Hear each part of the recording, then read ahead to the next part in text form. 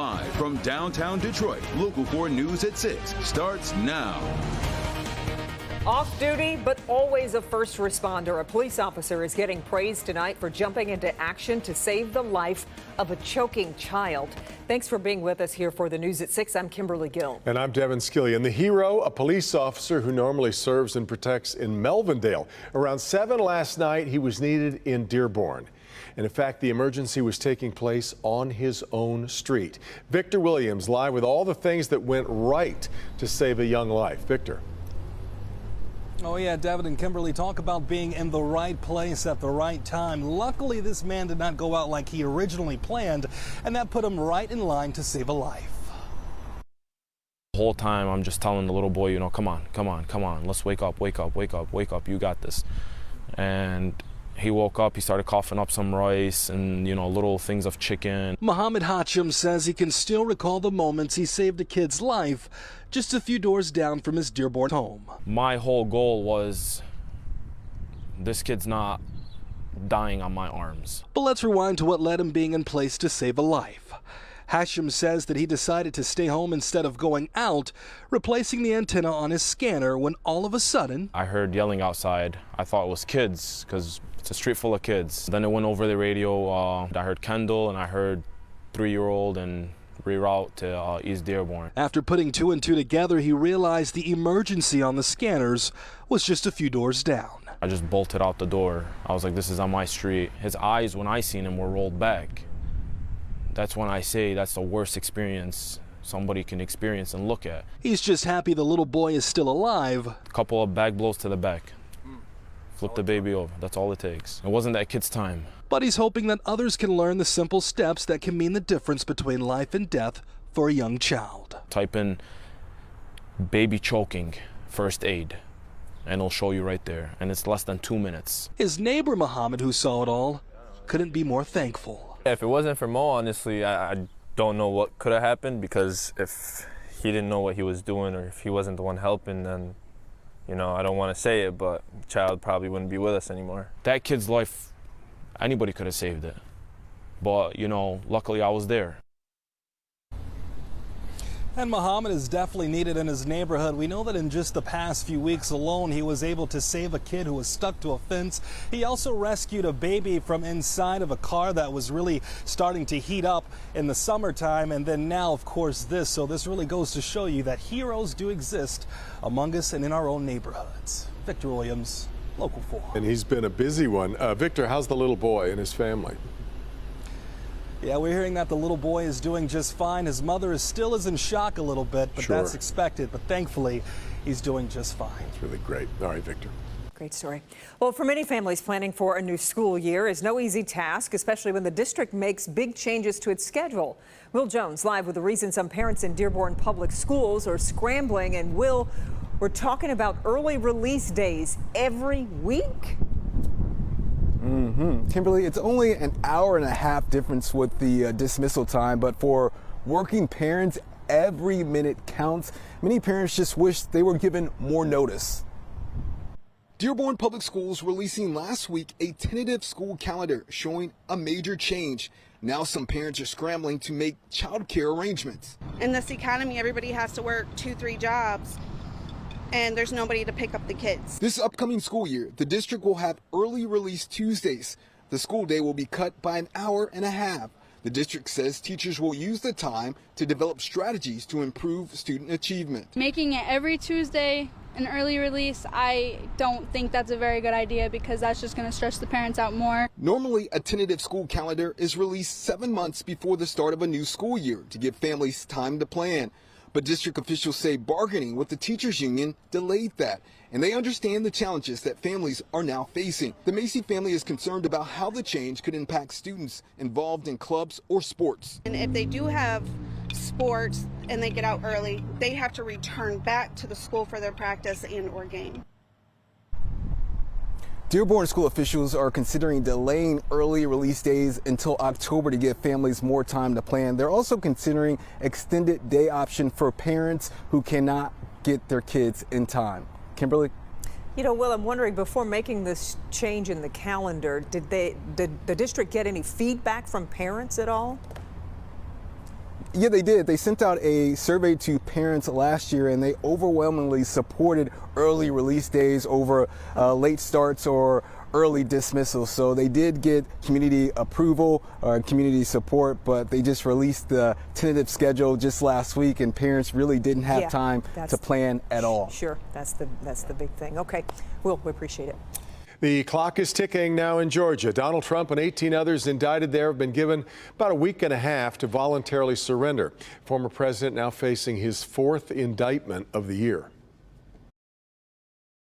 The latest charges are out of Fulton County, Georgia, where Trump and 18 other defendants are named in a 41-count indictment stemming from their alleged efforts to overturn the 2020 election. The defendants include Trump lawyer Rudy Giuliani and former Trump White House Chief of Staff Mark Meadows. The defendants engaged in a criminal racketeering enterprise to overturn Georgia's presidential election result. The former president now facing 91 charges in 4 different cases. Railing against the latest indictment, telling Fox News Digital, quote, "This politically inspired indictment, which could have been brought close to 3 years ago, was tailored for placement right smack in the middle of my political campaign," end of quote. He's not convicted yet, and he is innocent until proven guilty. Prosecutor Fonnie Willis says the charges are not politically motivated. She plans to try all 19 defendants together and will propose a trial date within the next 6 months. I make decisions in this office based on the facts and the law.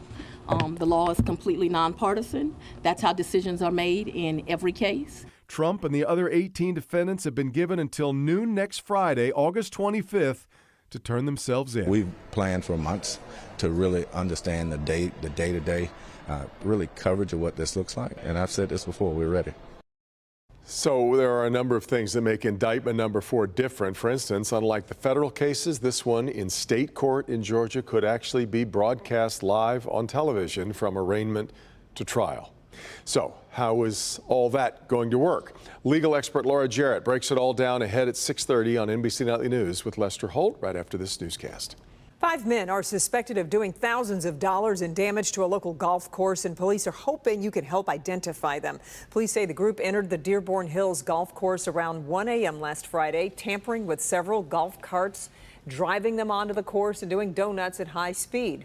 Several greens were severely damaged. One of the suspects has been identified, but the 4 men that you see here pictured have not been identified. Take a good look there. If you recognize them, please call Dearborn Police. The online world is changing how companies interact with their customers, of course. For instance, Ford Motor Company has opened up its picture archive to its nostalgia-crazed faithful, and demand ended up being so strong, they've now taken the wrapper off the highly sought-after prize of concept cars. Our business editor Rod Maloney live tonight with that part of the story. This is a treasure trove for a lot of people, Rod. Oh, for a whole lot of people. I mean, heck, the best thing about an auto show is the concepts. They spend millions to make them, and over the years, they've really come up with some special vehicles dating back to the 50s and even before that. And now they're letting everybody get them for free. What's old is new again, and we see that in this tiny toaster of a car. It's the Ford Commuta, a 1966 concept electric commuter car, little more than a golf cart. It's the forerunner of the Mach-E and the F-150 Lightning half a century later. There, of course, is sheer eye candy like the 1955 Mystere or the 63 Cougar concept. 5 years before that, though, was the Nucleon, a nuclear-powered car. Didn't actually run, but no doubt a cool idea. Here's another concept car in that same vein, the 1961 Gyron. Very George Jetson looking. The cartoon came out the next year. You decide whether a cartoon artist might have borrowed an idea. Ford Archives and Heritage brand manager Ted Ryan gave Local 4 the story about that one. The Gyron was actually designed by Sid Mead, who later went on to be the set designer for Blade Runner, the movie. And the Gyron was a 3-wheeled vehicle that was going to be controlled by a gyroscope. Hollywood's always had that love affair with cool cars, and this Lincoln Classic may be one of the most famous of all time. It's the 1955 Lincoln Futura. It did its road show. It would be taken to auto shows at college campuses, to show the future. And then it was sold to George Barris. And George Barris turned around and turned it into the Batmobile. So when you watch Batman on TV and you see the Batmobile rolling, you're seeing a Lincoln Futura concept car. We sold it to them for $1. Can you believe that? They sold it for $1. That Batmobile sold for, I think, $4.5 million the last time they put it on the market for an auction bid. 1,600 photos available, along with the original brochures, which a lot of people like because it has things like the original color to the vehicles. We have it all linked on clickondetroit.com. Reporting live in Dearborn, Rod Maloney, Local 4. $1. I'm also willing to buy a Batmobile for $1. Is the deal still good? Oh my goodness, that's a great story. I want to see more. That's great, Rod. We really appreciate it.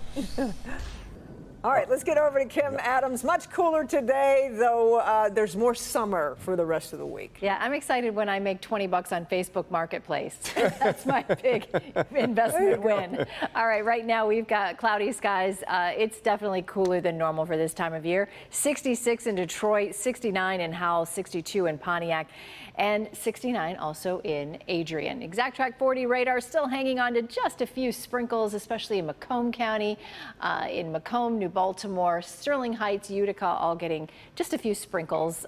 Things are going to be quieting down, though, over the next few hours and drying out. 62 in Pontiac, 64 in Mount Clemens, 63 in Port Huron. We're about 13 degrees colder in Port Huron than we were yesterday, and 10 degrees colder in Mount Clemens. But tomorrow we go right back into the upper 70s, and we touch 80 by 4 o'clock with lots of sunshine, a little fog in the morning. And then the next chance for storms returns on Thursday. Can't make it a whole week without a severe thunderstorm warning. We'll talk about it coming up.